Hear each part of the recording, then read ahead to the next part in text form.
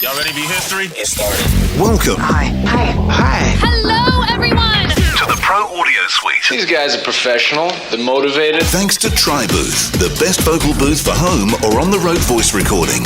And Austrian Audio, making passion heard. Introducing Robert Marshall from Source Elements and Someone Audio Post, Chicago. Darren Robbo Robertson from Voodoo Radio Imaging, Sydney. Tech to the VO Stars, George the Tech Whittam from LA. And me, Andrew Peters, voiceover talent and home studio guy. Line up, learner!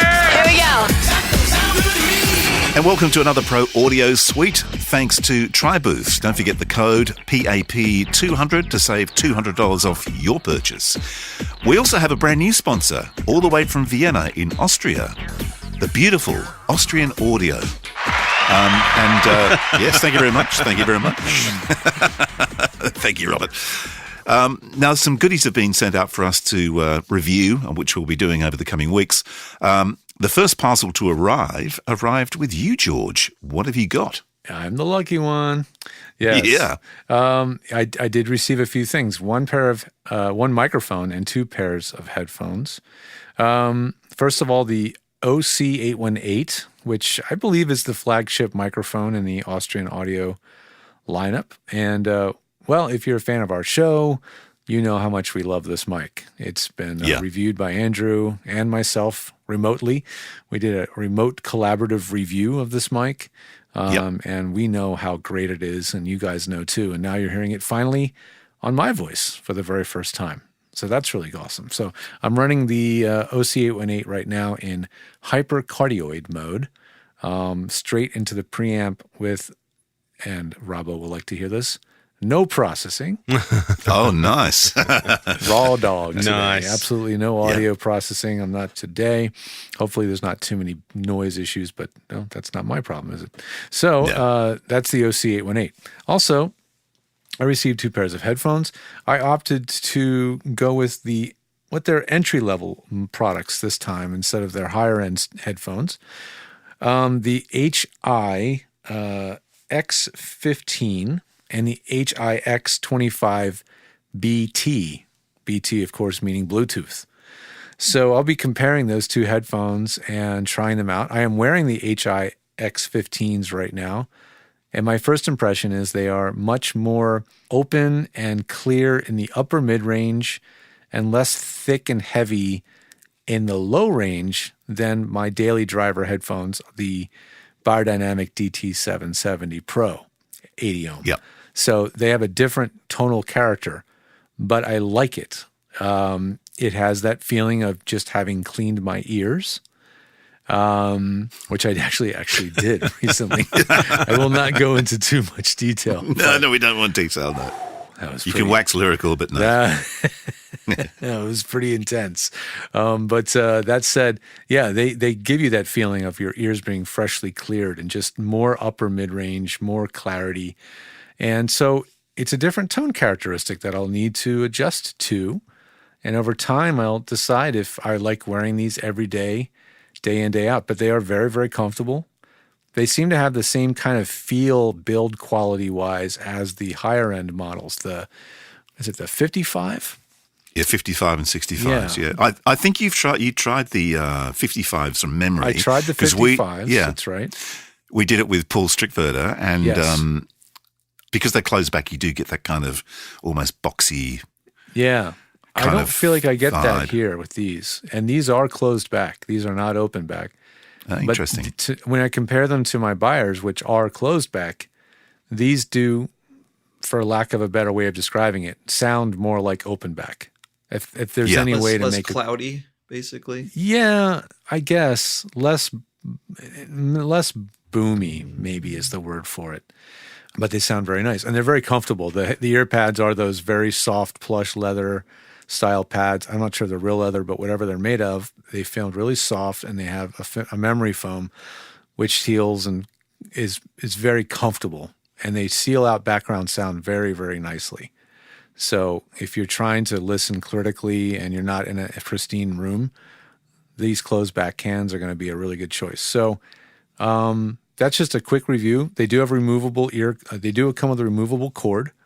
Comes with just one cord. It's probably 2 meters long, and a mini to quarter-inch adapter that screws or just plugs onto the end, does not screw on. So How so there heavy you have are it. they? Do they feel light on the head, or do they feel kind of? They feel light. They don't feel like a preponderously overly massed pair of like audiophile headphones.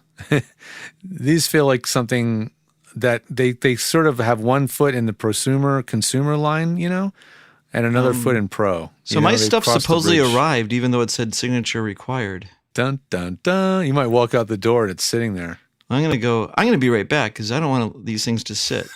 So I apologize. Oh, what time is This is UPS for you. Yeah. timing? Yeah. Yeah, I'll be right back. We can do an unboxing. Yeah, it'd be really funny. An Let's, audio and oral unboxing. That's it. Or description unboxing. yeah. For to tie things in completely, for those who like unboxings, I just did an unboxing on my own Instagram, George the Tech. I saw it. So Yeah. I just did it live. AP was just so you watching can go it. back there Yeah. and watch me open these products up, so you can see what they actually look like. They look really good, actually. I've got to say the Yeah. sort of entry level headphones look really good. I'm curious also because you said before, and I'm not sure if you mentioned it, and I missed you talking about it on this podcast, but you're in hypercardioid, is that right? Yeah, I'm using the mic in hypercardioid because I want that more focused pickup pattern because I'm in a very large, just a normal office room with not soundproofed environment. So hoping it would reject a bit more of the room tone. Well, I can't hear too much. Yeah, I was Can going you? to say, listening in headphones, I don't hear much at all. No, You know, me either. it's good we record in the afternoons because up until about 3 to 4, it can get really noisy here with gardeners and stuff. And this is a quiet part of the day. At some point, you're going to hear a helicopter or aircraft or both. Yep. But yeah, this is a quiet period of time, and it sounds clean.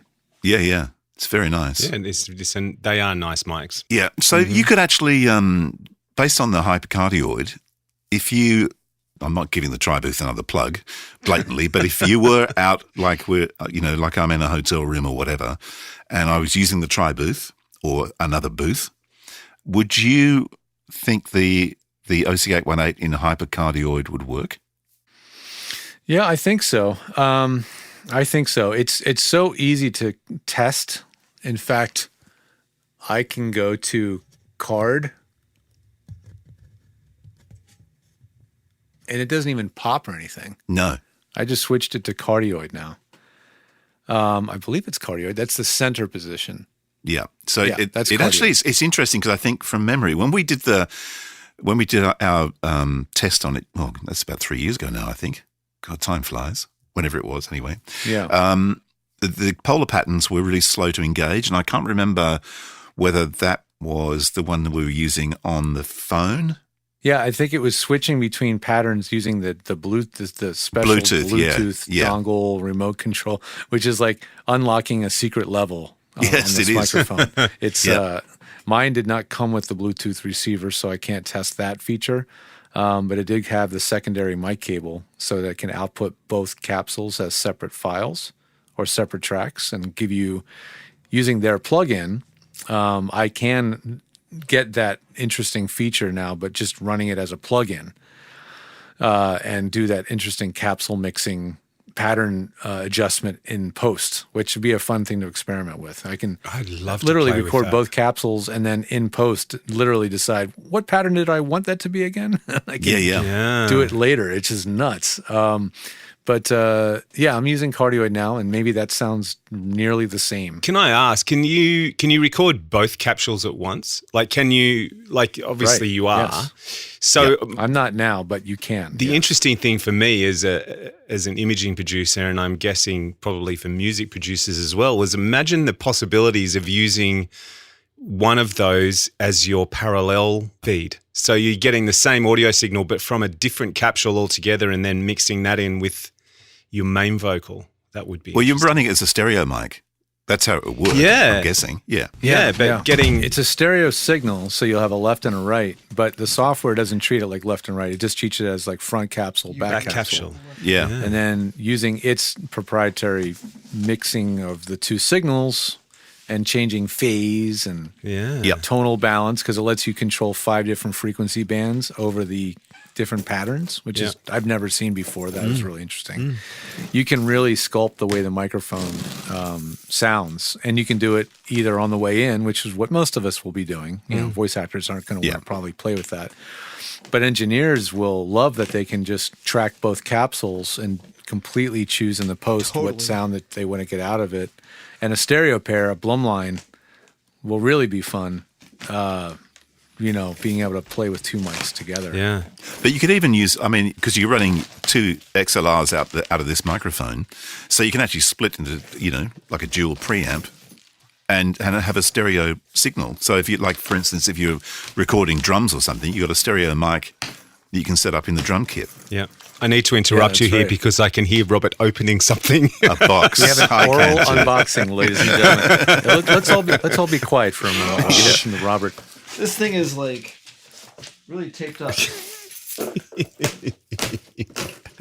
Die.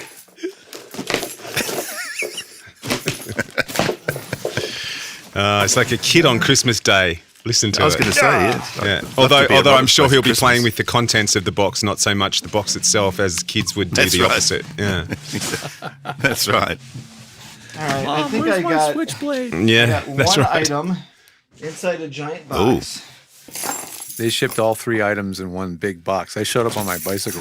I saw your it. I saw photo. the photo. Yeah. That was Yeah, very they're funny. going to be like, that's going to be tough to carry. And I'm like, I'm just going to unbox the main box here. Yeah. And then And you did a put it mono all- all the way back to the apartment. Yes, exactly.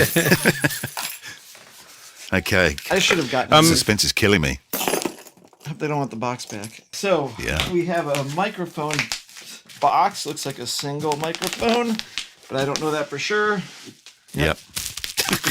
There you go. you must have 2 different people backing them. It's like ASMR. Was that too much? Yeah. ASMR style. Yep.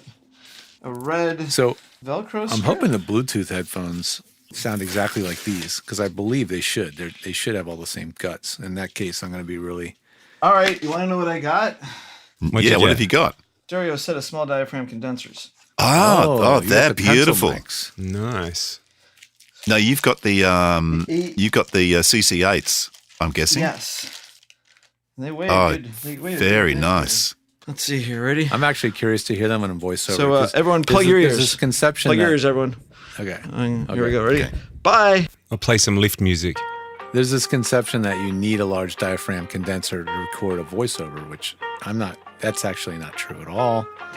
And I'm very curious to see how that sounds on VO2. I mean, obviously small diaphragms have faster transient response and blah, blah, blah.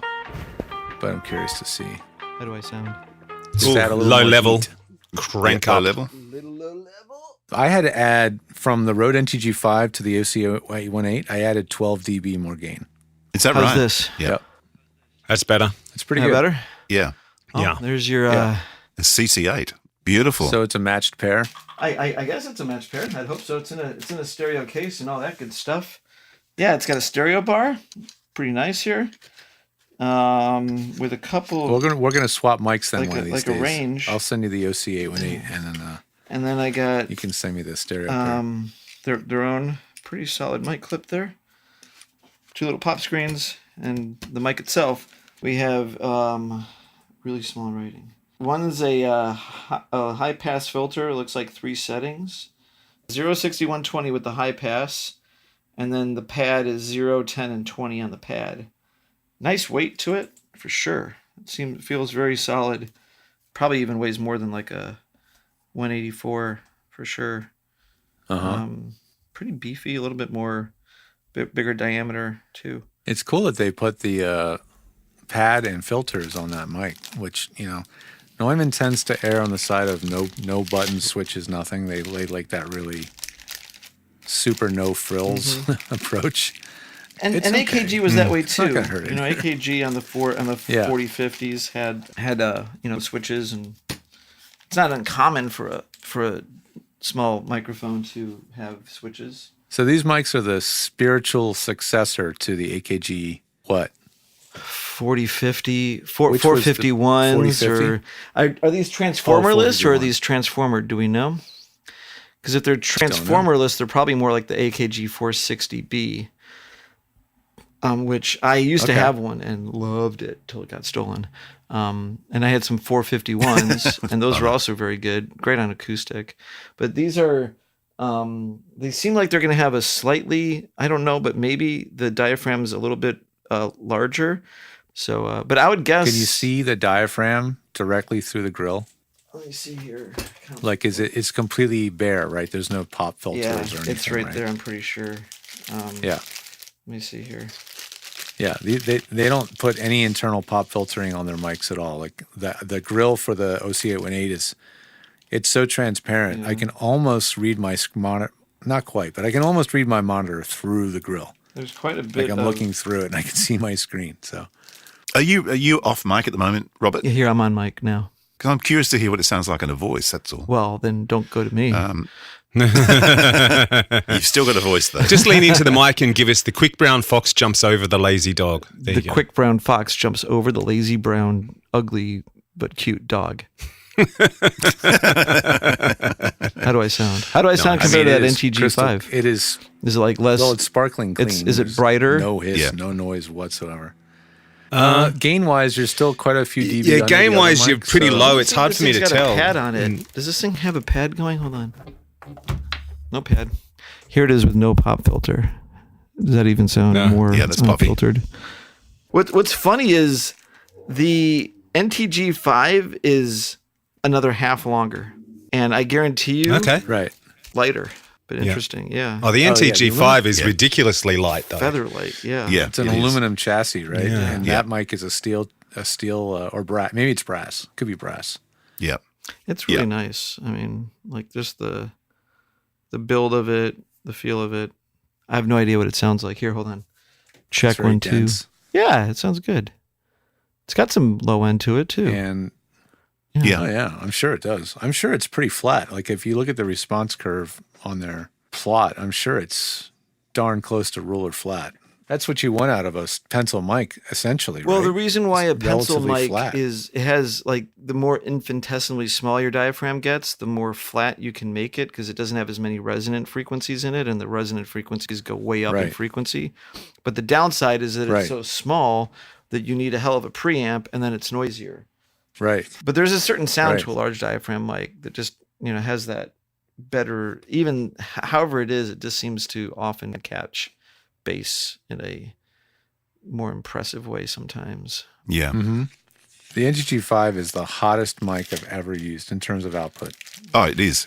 Like it was over 10 dB more than the NTG4. How was it compared to a So 416? I don't know what they did. You've gone between them, Andrew, the 41.6 and the and the NTG5. Were they? You still needed less gain with the 5, right? Yeah, absolutely. The 5's got more gain than the much hotter than that 416. Yeah, the NTG5 is crazy hot. It is. Yeah, very, very much so. Yeah, which is kind of handy if you're using an interface. What are you talking into, Robbo? I'm on my NTG5. Yeah, that's my daily driver. Yeah. I mean, it has been. It's just because, well, A, I really like it. B, it's the same as the Sennheiser, really. And to be fair, Tanae's pinched my Sennheiser and taken it upstairs to her voice booth, so I was left with this. But I do like it's my going to make more money that way. TLM 103, but I just find that obviously for noise reasons, this one's better in here because I've got the Mac running and all that sort of stuff, and I'm in the studio, not in a voice booth. Well, interestingly, I'm not in the booth. I'm sitting out with all the computer fans and all that kind of stuff, and I'm on just normal cardioid on the OC818. Are you hearing much background from me? No, but I never do from you. That's what I said a couple of episodes ago. You could sit in the shittiest room in your whole bloody studio and it sounds better than anything you get from anybody else. Yeah, it's bizarre. I don't know why it does because like everything should be like I'm sitting on a desk. I've got computer screens in front of me. Yeah, computer you're fans also going using next to proper mic technique. That's you're right. Using a close placement. You're not sitting a foot away from it. Yeah, no, that's true. You're using correct mic technique, and that goes a long way. I mean, I'm not quite doing a Howard Stern with this thing, but I am really. I mean, I'm a fist width away, and I'm speaking across it. So it's like it's pointing slightly across my face. Yeah. And, I've watched and some more so that- Howard Stern, can I just say, and I'm convinced we're right. I'm convinced that TLM 103 or whatever he's on is a prop mic. I don't know. I just He's watched like the clip the moving other day, around all and the it time. was, to me, it was pretty obvious it was the TLM 103. But, because but you the can't way hear he him moved moving. from- He's cupping his head. Like there's none of this going on. I know. That's what it should sound like. He's had It's like- clarity for a while.